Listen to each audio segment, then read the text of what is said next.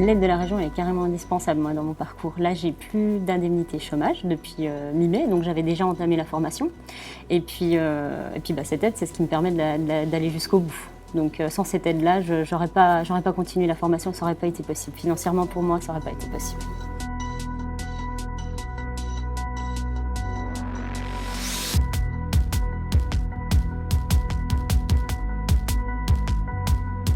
Au début de la formation, j'ai gagné à peu près 350 €.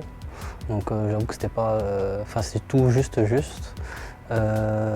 Après, à partir du 1er mai, ils ont commencé à augmenter la rémunération. C'est passé à peu près à 650 €.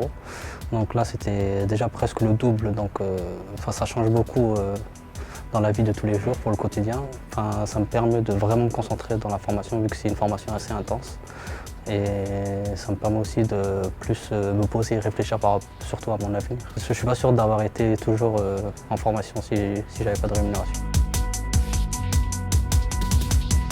Que l'indemnité de transport soit passée de 33 à 99 €, ça m'aide énormément parce que moi, mes parents vivent à 300 km environ. Donc maintenant, ça soit passé à 100, on va dire.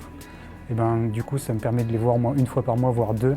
Et c'est vraiment bien, ça permet de se ressourcer. C'est super.